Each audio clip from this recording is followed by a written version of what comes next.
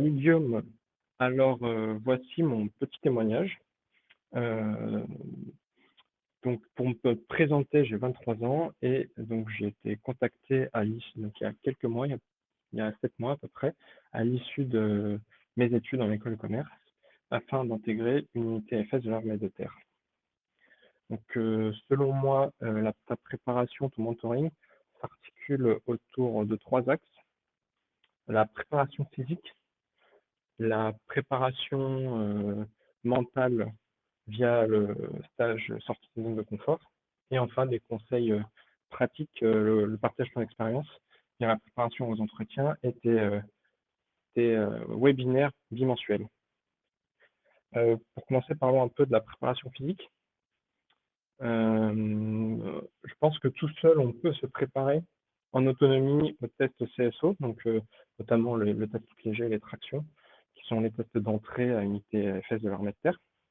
En revanche, via ta préparation physique, on peut se préparer physiquement pour supporter la durée, la rusticité de la filière dans son ensemble et pas seulement les tests d'entrée du CSO. En plus de ça, comme tu es assez facilement joignable, on peut programmer cette préparation, la personnaliser en fonction de nos facilités et de nos faiblesses.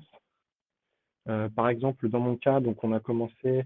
par une préparation, je dirais, assez générique, mais au bout de quelques mois, on a vu que j'avais quelques facilités aux tractions, mais les difficultés au lutte léger, plus des tests de base du CSO. Donc on a réorienté, modifié la préparation pour l'axer un peu principalement sur le lutte léger. Deuxièmement, donc le partage de ton expérience, la préparation plutôt théorique via tes webinaires et tes préparation aux entretiens. Donc, on n'a pas encore fait ensemble la préparation aux entretiens. Je ne peux pas la juger, mais ce que je trouve intéressant, c'est aussi tes webinaires qui sont bimensuels, qui permettent donc là, cette fois-ci, d'avoir plus, de développer notre connaissance théorique de la préparation opérationnelle via des conseils très pratiques. Par exemple, comment se préparer, comment préparer son sac à dos et comment se préparer soi-même lors d'une marche longue durée avec un sac à dos lourd, comment gérer la fatigue, comment gérer le froid, comment tenir mentalement, rester motivé dans ces circonstances, mais également des conseils très précis et un partage d'expérience très précis sur la filière en elle-même, où il y a beaucoup, donc un taux d'échec très élevé avant d'entrer dans une TLFS, et comment donc c'est préparer mentalement au mieux à avoir le plus de connaissances possible. Enfin, tu proposes donc le stage sortie de zone de confort, qui est très bien pour tester sa motivation et plutôt son mental, et en reproduisant une situation on va dire, de difficulté dans le cadre de la filière, via un manque de sommeil, via du surentraînement, des marches longues avec des sacs lourds, et via un entraînement dans la rusticité, donc des marches de nuit, du froid, de la fatigue, de la faim, et les quatre en même temps.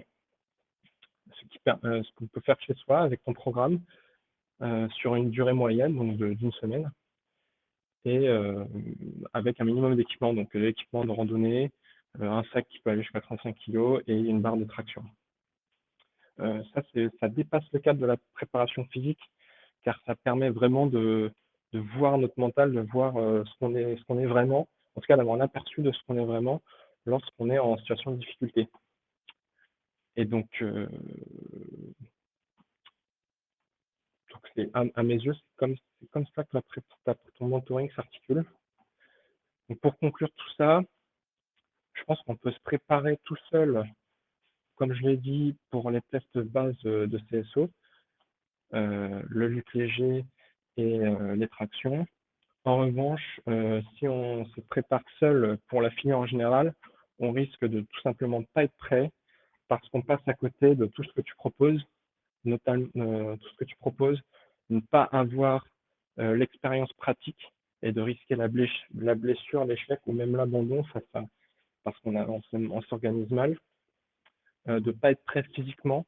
parce qu'on manque d'endurance, parce on est prêt pour un test sportif à l'instant T, mais qu'on n'est pas prêt pour justifier une difficulté physique qui dure dans le temps, parce qu'on ne teste pas notre mental à, euh, face à la rusticité. Et tout ça, on peut le faire uniquement quand on est conseillé par quelqu'un qui a l'expérience